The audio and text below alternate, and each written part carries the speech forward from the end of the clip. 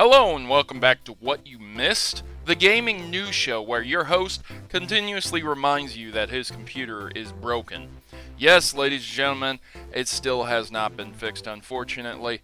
What can you do? I hope your weekend was better than mine because I was sitting here waiting for parts that never came. They'll come this week, I'll fix it up, that's what I do. But until then, well, you're stuck seeing my beautiful face. Or is it my face? I guess you'll never know, because I am a lip sync master. Anyways, if anyone out there feels like donating around $2 to $3 grand to me to get a 10-core CPU, a beefy, powerful machine to edit 4K videos, 10-minute long videos in a measly 1 to 2 minutes, feel free to donate. But other than that, you're just going to have to wait. So let's jump right into the news. Ladies and gentlemen, it seems SHIN MEGAMI TENSEI is going to be appearing on the Nintendo Switch soon. Now, a lot of people like Atlas and Atlas games, so this is kind of a big deal. I'm a big fan of Atlas games.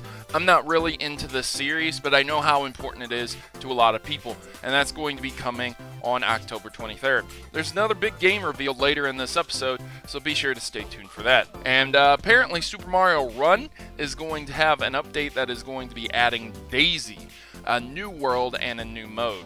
This is going to be dropping September 29th, and it's going to, quote, be dropping loads of new content to Nintendo's mobile platformer. The update's going to be available again September 29th, but you can see it in the App Store preview, which is only available on iOS. That's Daisy, giving her a unique ability, double jump. If you guys have played Mario Run, you know that there's not a massive selection of characters, and double jump is an interesting and unique kind of addition to that type of game because you're constantly moving, running, so it's very difficult to stop yourself. Being able to double jump will probably save you from a lot of pitfalls. You can read over the story if you'd like to. I know a lot of people are interested in Mario, but I don't know how popular Mario Run is right now.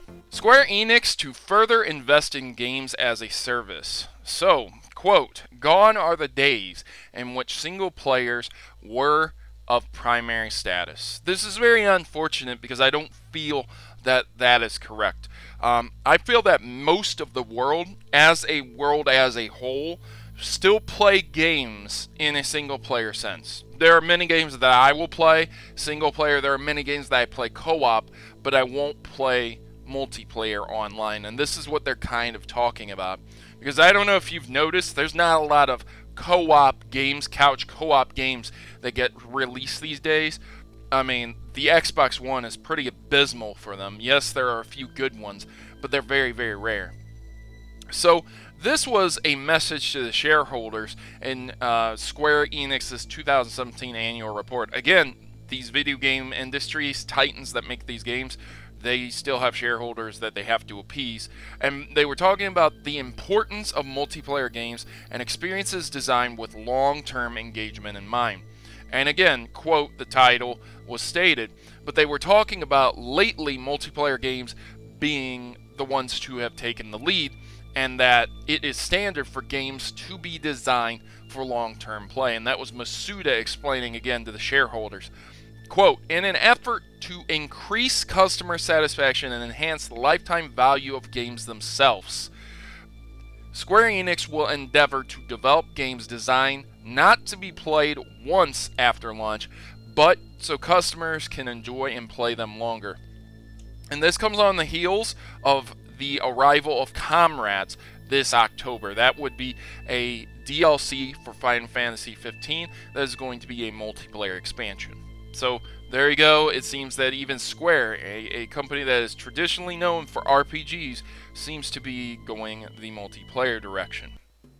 So if you can get your hands on an SNES Classic Edition, which they are going to be making more, and they are going to be releasing them all the way into 2018 as they've stated before in a news story, you might want to get your hands on a wireless controller. I'm not really sure how serious you would want to be about this, but Nyko is producing some wireless controllers. They're called the Super Mini Boss.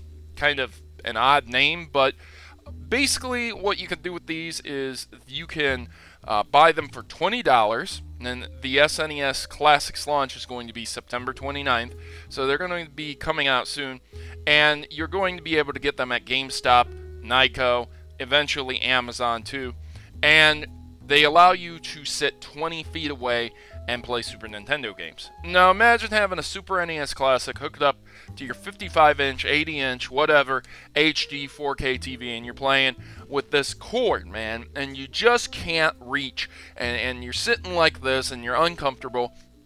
Well, this is probably where this would come into handy. However, that comes with a caveat and a warning from me. There are certain games that are very precise in their touches, in their pushes of buttons, the sequences, and the precision and the time necessary to do that, that wireless controllers might introduce a delay. And if you know anything about delays, it's not good. But then again, HD TVs usually do that too. To reduce that delay, you can turn on game mode on your TV and use these controllers at your own risk. They come with a turbo button also, so if you're really into that. Me personally, I like wired controllers, so I'll stick to the wired controllers. Speaking of controllers, the Xbox division, I can't believe I'm reading this story, has approved a remake of the classic Duke controller for the Xbox One. Don't know what the Duke controller is? Have never heard of it? Don't feel bad.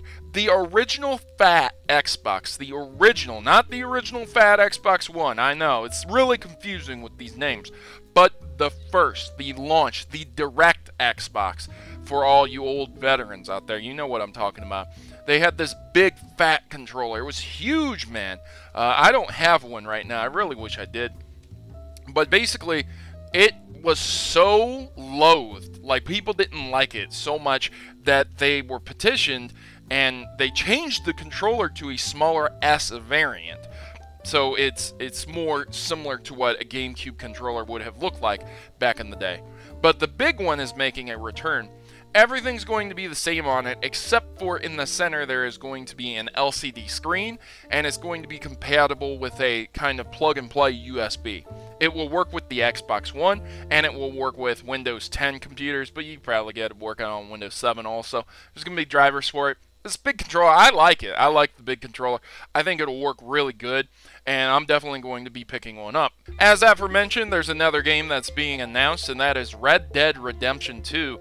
It's an announcement that's going to be coming this coming week, and that is going to be on next Thursday, September 28th at 8 a.m. Pacific Time, 11 a.m. Eastern Time, or 4 p.m. UK time. There are a few other times listed here. You can check out the story, but a lot of people are very excited for Red Dead Redemption 2. They tweeted out the date and just a red background screen that looks very similar to Red Dead Redemption. I have no idea why they would tweet this out if it really wasn't going to be an in-depth announcement about Red Dead Redemption 2. You know, there's no reason for them to be announcing anything for the original. We already have plenty of news about the original. If they, I swear on my life, if they say that Red Dead Redemption is coming to the Switch, I'm done, man. It's a good game, don't get me wrong, but I don't think a lot of people are going to be asking for it on the Switch. Nintendo, quote, dramatically over-delivered on Switch supply. And that's from Reggie, my body is Reggie Fils-Aimé. Can you believe this? So half the world can't find the Nintendo Switch. Even a developer who was working on Final Fantasy 15 joked about how he couldn't find a Nintendo Switch. The other half talk about, what do you mean you can't find it? I could walk into a Gamestop or a Toys R Us right now and pick you one up. It's very weird how it works. A lot of people want the Switches, a lot of people don't. It's a weird time to be alive in gaming. It's not like when the Wii first launched. What he said was basically what the title said there, but he also went on to say, quote, we actually sold through almost 2.8 million units, so we dramatically over-delivered, and yet demand outpaces supply.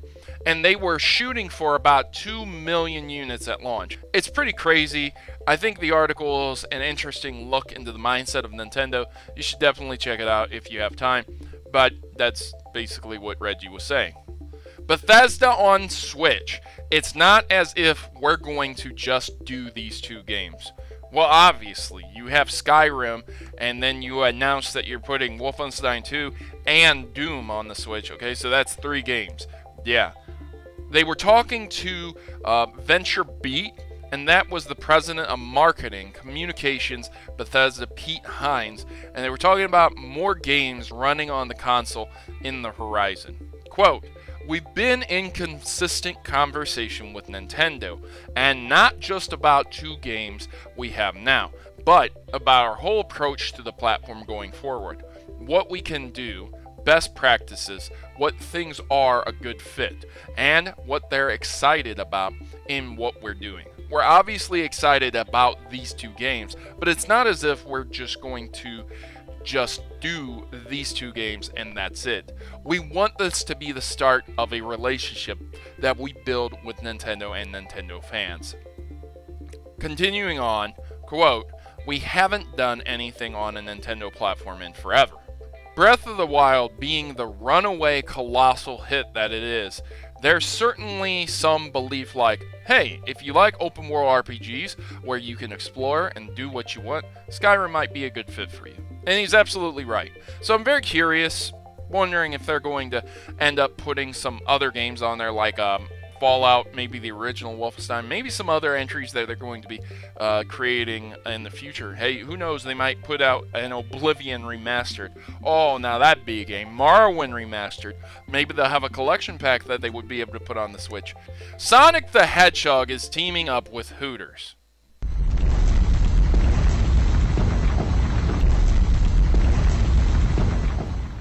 But why?